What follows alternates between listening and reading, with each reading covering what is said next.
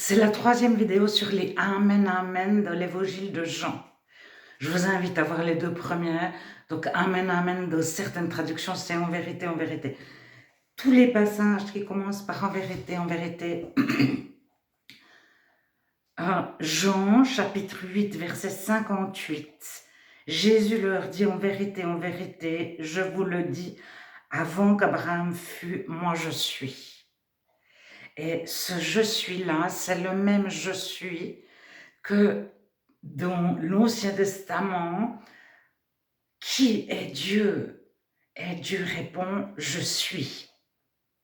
Alors, tout dépend de la traduction, c'est je suis celui qui suis. J'étais, je suis, je serai. J'étais, je suis, je viens.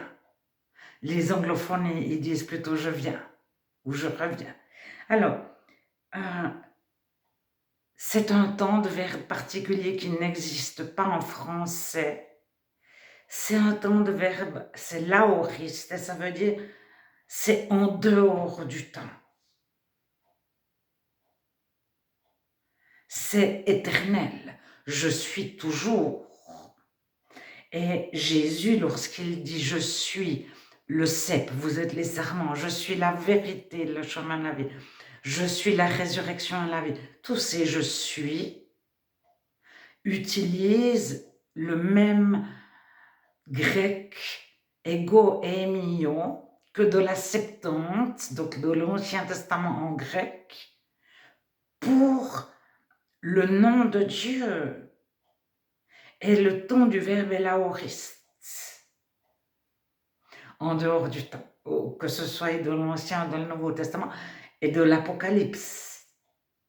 Je suis l'alpha et l'oméga, je suis le commencement et la fin, je suis, il y en a encore un ou deux autres, je détiens les clés du séjour des morts, c'est Jésus qui a les clés, mais je ne sais plus le je suis qui va avec, comme ça, parce que j'ai pas... J'en suis à Jean 8, verset 58. Alors, sans objet, donc il n'y a pas la résurrection, ou la vie, ou le chemin, ou etc. Il y en a deux, trois dans la Bible. Il y a par exemple quand Jésus se fait arrêter, il leur dit « moi je suis ». C'est comme ça que c'est traduit de la plupart des Bibles, mais en fait c'est le même « je suis ». Et les gardes, la garde romaine qui vient l'arrêter, se prosterne devant Jésus. Alors c'est écrit « ils tombèrent à terre ». Mais c'est en fait, ils se penchèrent jusqu'à terre pour se prosterner devant Jésus. Donc ce « je suis », il a les personnes qui parlaient la langue de Jésus et qui avaient la culture de cette époque comprenaient parfaitement lorsque Jésus a dit « c'est moi », il a utilisé « ego et mio », exactement le même grec que dans « je suis la vérité, le chemin, la vie », etc. Et les gardes se sont prosternés devant lui. Alors, ces paragraphes que je vous relève, qui commencent par « Amen, Amen », rien qu'en lisant ça dans une Bible, c'est très vite lu, hein, ce que je vous donne à lire, c'est 10 minutes de lecture, mais c'est très complet et c'est surtout l'essentiel. Alors, après le chapitre 9, il y a le chapitre 10, bien sûr, le bon berger. En vérité, je vous le dis, celui qui n'entre pas par la porte de la bergerie, mais qui y monte par un autre côté, celui-là est un voleur et un brigand. Verset 7, Jésus leur dit encore, en vérité, je vous le dis, moi, je suis la porte des brebis. Donc il est la porte, il est le berger, la bonne porte, le bon berger, la juste porte, le juste berger, celui qu'il faut suivre, celle par laquelle il faut entrer, la porte par laquelle il faut entrer, le berger qu'il faut suivre.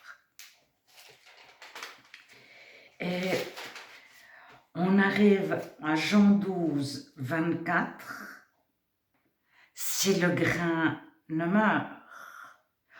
En vérité, je vous le dis, si le grain de blé ne tombe en terre et ne meurt, il reste seul, mais s'il meurt, il porte beaucoup de fruits. Celui qui aime sa vie la perd, et celui qui a de la haine pour sa vie, c'est pas tout à fait ça. Dans ce monde, la conservera pour la vie éternelle. Celui qui ne fait pas un cas de sa vie dans ce monde la conservera pour la vie éternelle. Si quelqu'un me sert, qu'il me suive. Et là où je suis, là aussi sera mon serviteur. Si quelqu'un me sert, le Père l'honorera.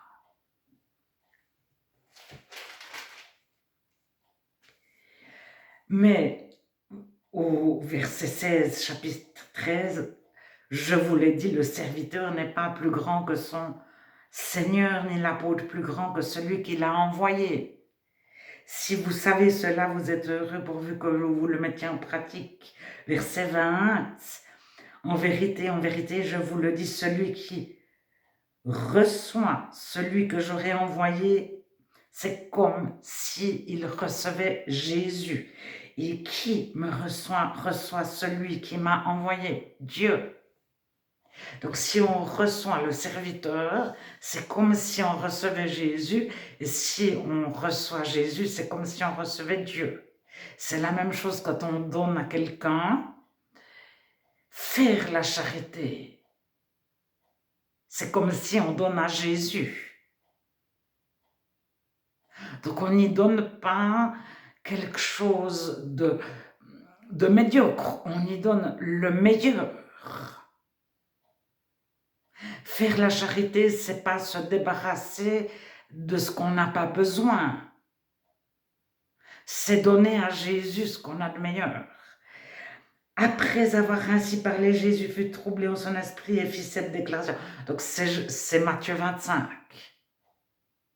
Celui qui donne à boire, à manger, qui donne un vêtement, qui visite le malade et le prisonnier et pourvoit à ses besoins, c'est comme s'il le faisait à Jésus.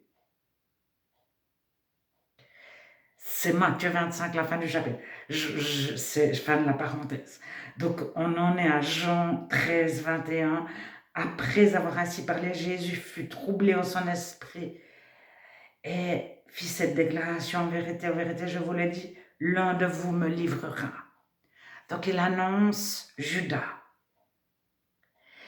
Verset 12 du chapitre 14, en vérité, je vous le dis, celui qui croit en moi fera lui aussi les œuvres que je fais, il en fera de plus grandes. Donc les œuvres, c'est les actions, c'est pas les bonnes œuvres de charité, c'est autant guérir les malades, etc. Il en fera de plus grandes parce que je m'en vais vers le Père.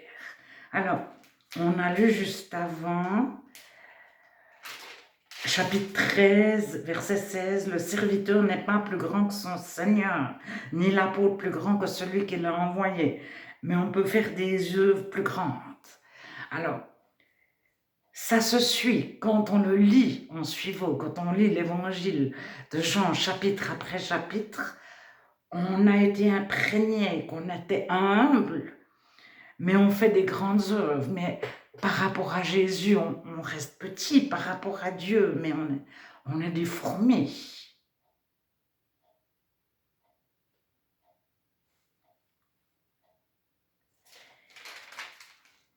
Et je vous avais dit au chapitre, je ne sais plus où c'est maintenant, Jean 5, 20, car le Père aime le Fils et lui montre tout ce qu'il fait. Il n'y a pas de rétention d'informations. Je ne sais pas comment dire ça autrement, mais Jean 15, c'est juste une petite parenthèse, je vous en ai parlé. Je ne vous appelle plus serviteur parce que le serviteur ne sait pas ce que fait son maître. Je vous ai appelé ami parce que tout ce que j'ai appris de mon Père, je vous l'ai fait connaître. Et le chrétien, lorsqu'il reçoit le Saint-Esprit, le jour de sa conversion, c'est un tout petit bébé, il vient de naître de nouveau. Il a déjà une pleine connaissance de Dieu, mais il a perdu tous ses acquis, toute sa philosophie, toutes ses connaissances de la chair, et il a une pleine connaissance par l'esprit.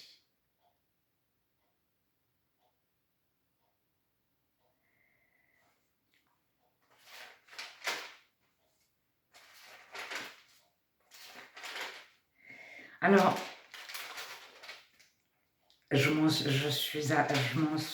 blablabla. J'ai arrêté la mes recherches en vérité, mais je pense qu'il y en a encore. Par cœur, je ne sais plus. Il y a la fin, je sais la fin, mais je pense qu'il m'en manque une. Mais 21-18, ah, il y a la joie, il y a la joie. Je vais vous retrouver, je vais vous faire une 4e vidéo.